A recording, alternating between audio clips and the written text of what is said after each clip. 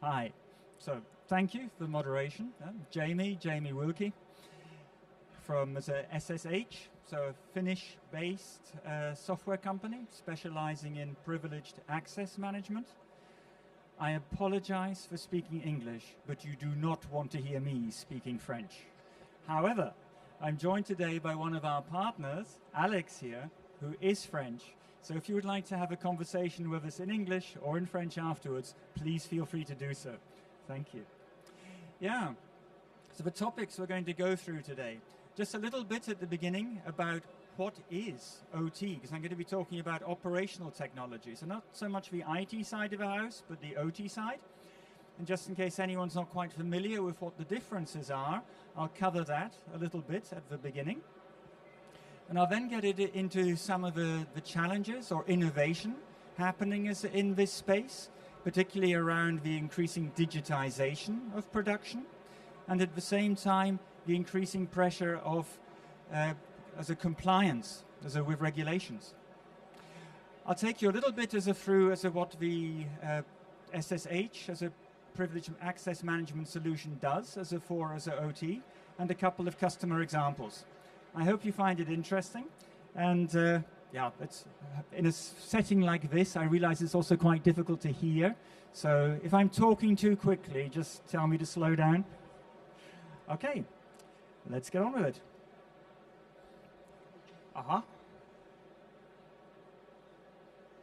Okay. Right, so what is operational technology? I think a simple description is to say that it is the production infrastructure of organizations whose value creation depends on physical processes. So we're not talking in the first instance about bits and bytes, we're talking about real things. Cars, electricity, water, all the most basic things that we need physically to lead our lives. For these organizations, OT is their business. That is what they make their money from. And OT has a couple of qualities which are a bit different to IT. One is that disruption is incredibly expensive. So downtime in a production process is simply not acceptable. The most extreme example which we have seen of that lately has been in the UK with Jaguar Land Rover. You may have heard about this incident, where a car production was stopped in September through a cyber incident. This had a huge impact, not just on Jaguar Land Rover, but on all of their supply chain, all their suppliers who couldn't sell their goods into a Jaguar Land Rover. The UK government had to step in with guarantees to keep the supply chain of Jaguar Land Rover afloat while Jaguar was trying to fix its production. I think the total damage to the UK economy was something in the range of £1.9 billion. Yeah? So it actually made a difference to UK GDP. That's how expensive downtime can be. And at the same time, incidents can also be life-threatening. Yeah? So if something goes wrong, for instance, let's say in a factory, and a robot uncontrollably makes a movement, it can hit a person, it can kill a person. The other thing to remember is that OT is the backbone of our society. Yeah? There are so many simulations. If we had no electricity, how long would it take until civil war breaks out? The German government did a simulation a couple of years ago. They reckoned it would take a week. Yeah? And we'd be fighting each other for the bare resources.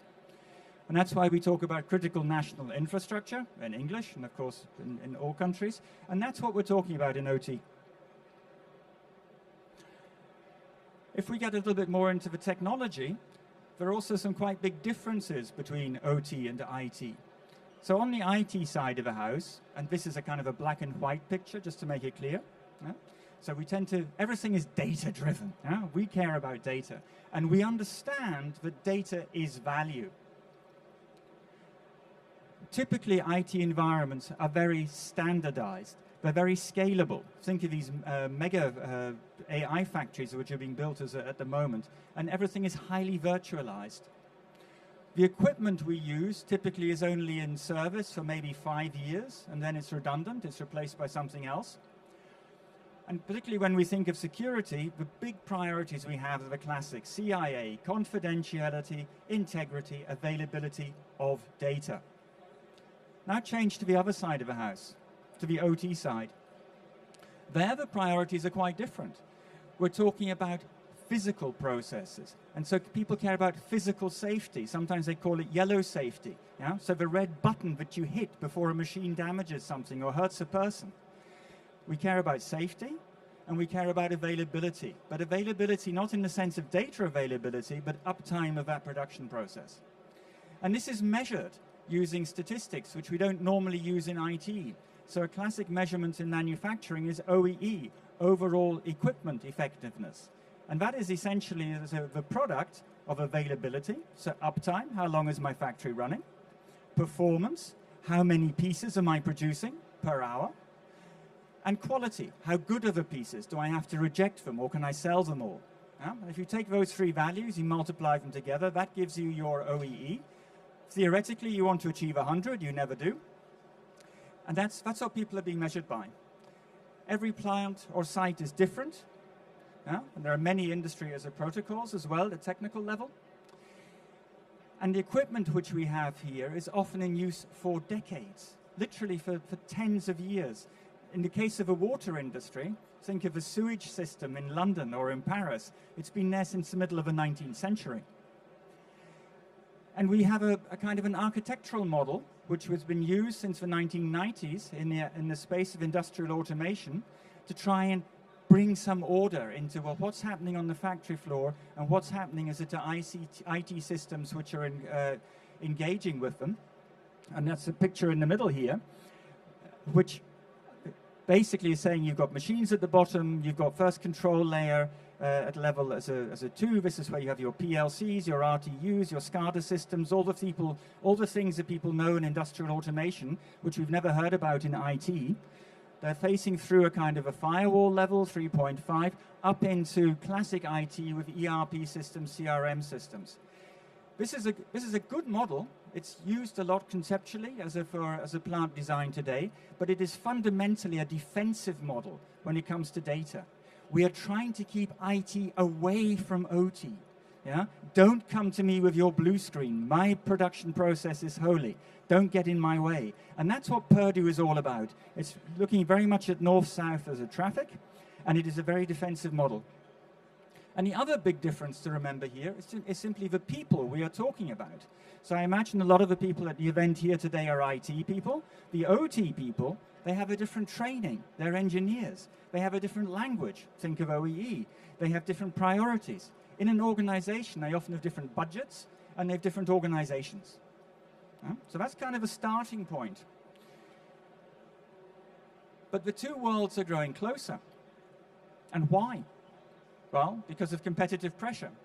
People need to make more use of their data in order to remain competitive. Particularly in Europe, if we want to retain any kind of industrial base, we have to get better and faster. There are new business models out there. Think of the electricity industry. Traditionally, electricity has been simple. You have a generating plant, you have a transport network, and then you have a distribution network as in the towns and cities going to the individual consumers and factories. With the advent of renewable energy, that has changed. Suddenly the production is down in the distribution network, and it's being fed back up into the main network and being as a distributed from there. That means that we need a lot more data to be able to control the flows, to understand where energy is being created, where it is being consumed, and to maintain those famous 50 megahertz 50 hertz that we need in the electricity network.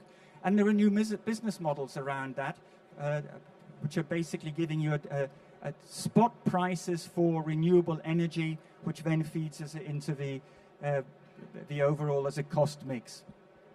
Our climate targets are driving change, and ultimately national and business resilience. It's horrible to say it. I've spent the whole of my life in Europe in peace. Look at the Ukraine. We all need to be more resilient, unfortunately. Now, how are we going to achieve it? With data. So there have been initiatives out there like Industrie 4.0 for about the last 10 years. Much more recently, we're getting into AI, or agentic automation, and how can we apply that as to production? And there's a big topic of compliance. And the idea is that compliance is helping us to be resilient. One of the challenges for Europe is our compliance framework really helping us to be resilient, or is it only slowing us down? And what are some of the requirements that we're going to have to make any progress? We're going to need that organizational alignment. We begin to see it today, that the CISO is becoming responsible both for IT security and for operational technology security. Often one of his first tasks is to find out who the right people are in his organization who actually understand how the factory network is managed. We need a more flexible architecture. We need to move beyond just classic Purdue from the 1990s. We need cybersecurity, of course, and we need manageability. IT is good at managing its resources and its processes. OT networks tend not to be so tightly managed. We need to make this environment much more manageable if these people are going to manage to make their transition.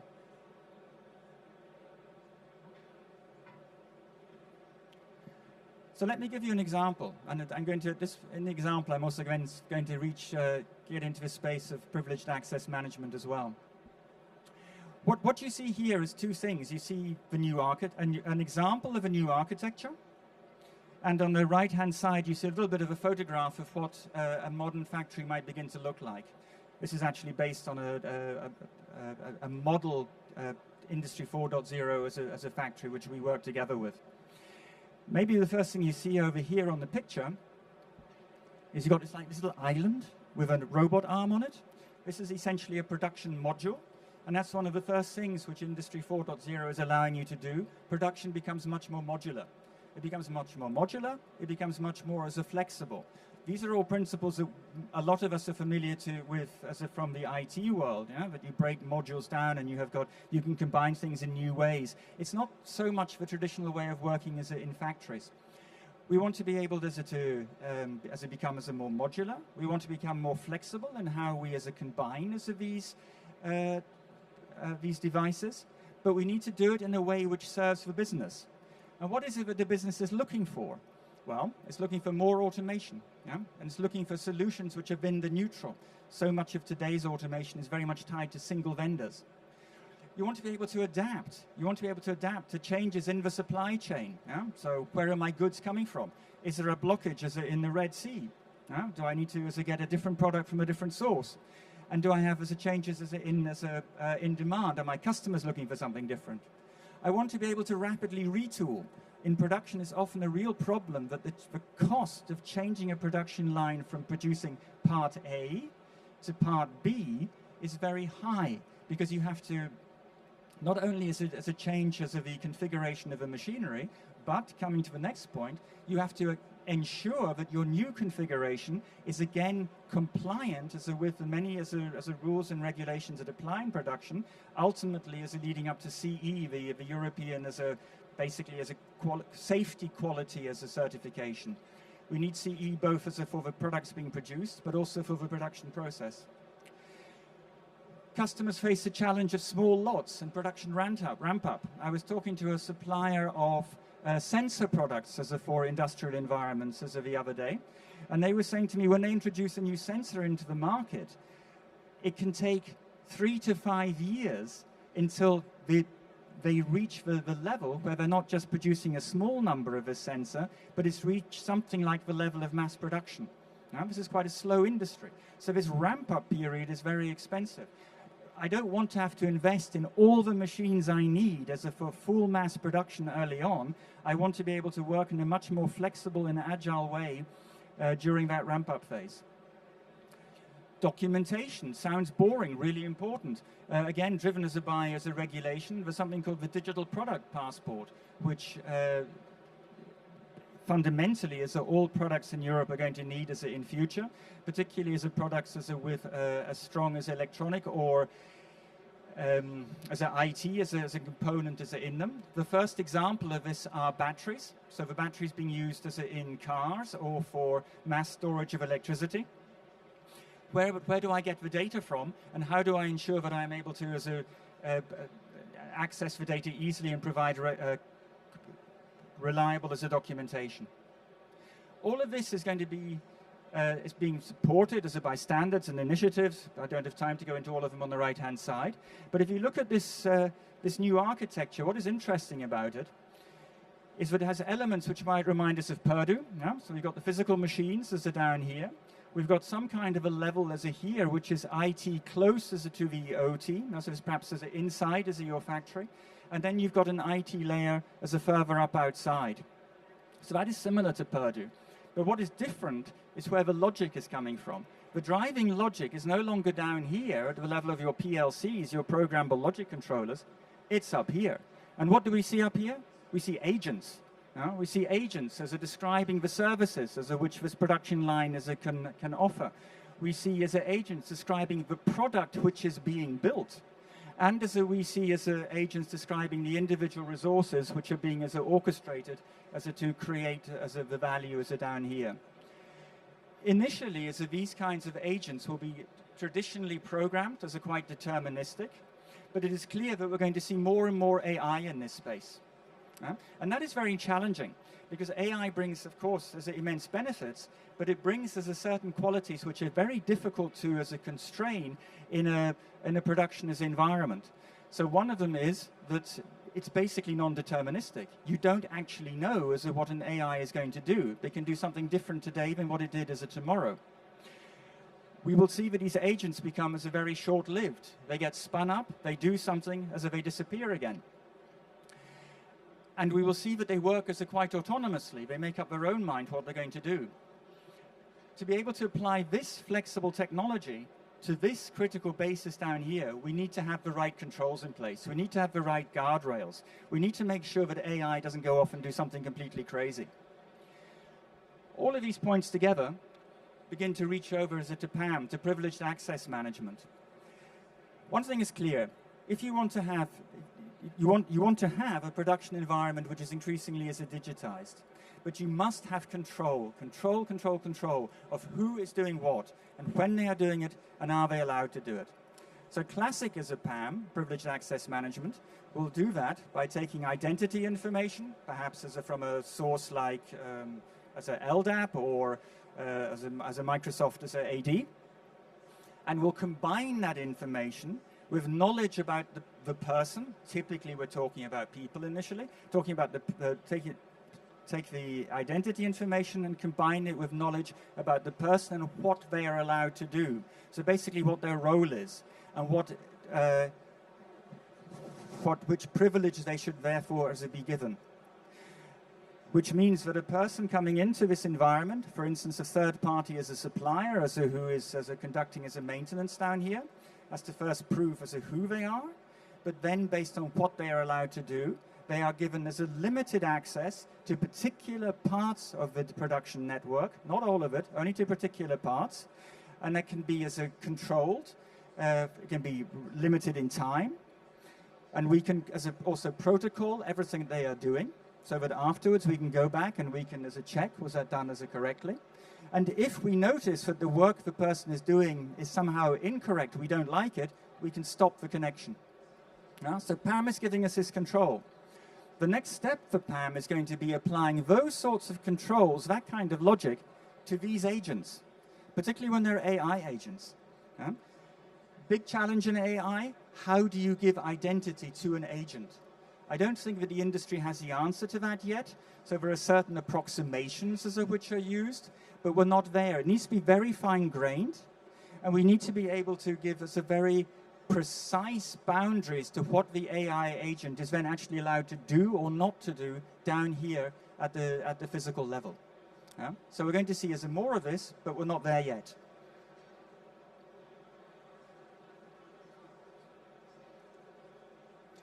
Briefly on compliance, and I see, by the way, that I think one of the presentations today is about exactly this. Particularly in Europe, we have a very strong regulatory framework. Both operators and suppliers are obliged to follow it. So what do I mean by that? Operators, in this sense, are the people running the infrastructure. So I run a factory, or I run an electricity network, or I run the water supply. Then I'm an operator. The suppliers are the people who are providing machinery into that environment. So a supplier could maybe have laser cutters, or they have as a, automation systems. And examples of famous suppliers as it would be Siemens or Trumpf. Yeah? And the operators could be as your favorite as the utilities. The operators as a fall largely under the European NIS regulation, the new as a NIS2 as a regulation. Everybody has benefits as from standards as well in this space, particularly the IEC standards. I think everywhere you go, you'll see IEC 62443 mentioned here. It's actually a great big Bible. It's about 12 volumes divided into as 4 sections. Section 3 in particular is particularly relevant as to the operators. We've got some good frameworks out there, like as of a NIST as a framework, as from the US, which goes through the cybersecurity cycle: identify, protect, detect, respond, recover. But in the new version, particularly emphasizes the governance piece. And the governance piece is also what comes through strongly as here in these regulations. And there are sector standards, like, for instance, this one for the electricity industry in the US. Why do we have all of this? It's about resilience. It's about ensuring that our production processes stay upright and continue to supply as their value to the community. That's what it's all about. Yeah? What is changing is that particularly this piece here around the governance is becoming more closely controlled. So, for instance, as operators of critical infrastructure have to be able to demonstrate that they can respond and recover. Not only that they protect themselves, but they can also respond and recover from an event. And if they do, they have to do it in collaboration with the relevant national authorities. I happen to know, for instance, in Germany, there's an organization called the BSI. That's a big change. So everyone talks about fines under NIS2, so 5% of your revenue or something. That's not really 2%. It's not really the important bit for most companies. The governance piece is the important bit.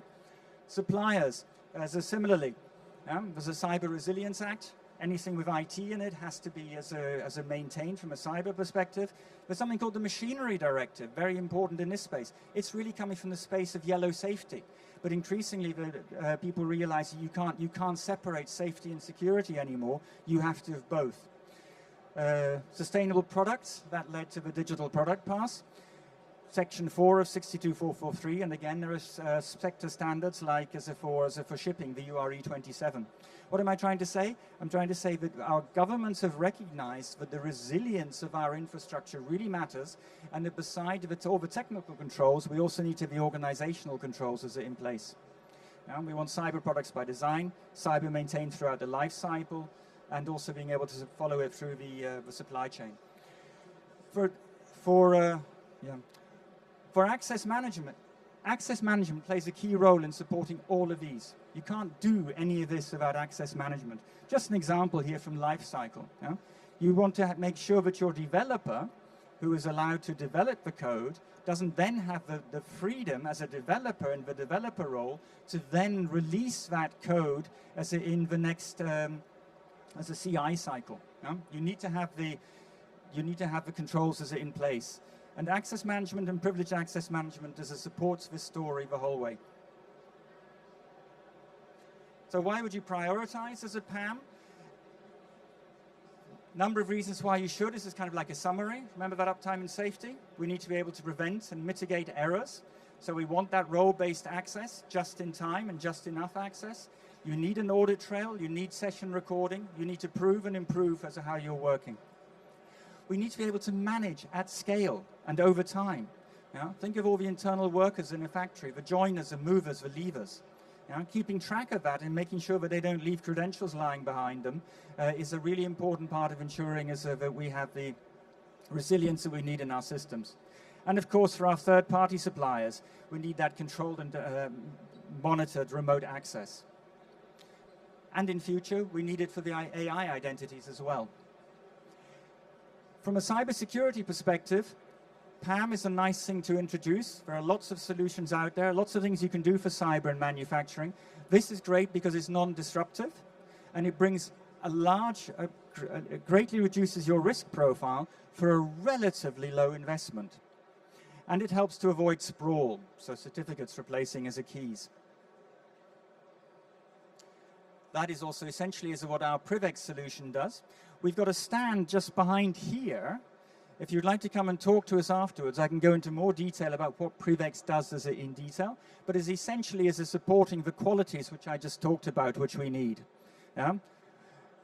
Particularly as taking it as a identity information, enriching it as a role-based, as a privileges, and then only giving as a client as a access to the right targets for the right amount of time. Whoops, that was good, wasn't it? So one way to get finished quickly. Okay. Aha. Aha. Aha. Aha. Right. Night. Can you go back to the previous slide? Juste une petite précision en français. La grosse différenciation de Privix par rapport aux autres solutions PAM du marché, c'est qu'on utilise des certificats éphémères. Et ça, c'est vraiment un différenciant par rapport au reste du marché. Certificats éphémères qui sont adressés au moment où l'utilisateur va vouloir se connecter aux machines ou aux environnements IT ou OT en remplacement des clés ou des certificats ou d'autres solutions de choses. On a les clés, c'est ça, bien entendu, on fait du protocole RDP, on fait d'autres choses, mais on va privilégier le certificat éphémère. J'ai only 2 minutes or 3 minutes left. If there's any questions, s'il y a des questions dans la salle, mais sinon, go over on the next slide, Jamie. Yeah, sure.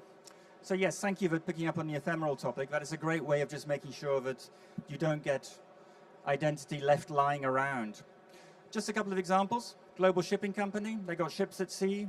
A ship is only earning money when it's at sea. You want to spend as little time in port as possible. Let's do remote diagnosis of the onboard IT systems while the ship is at sea.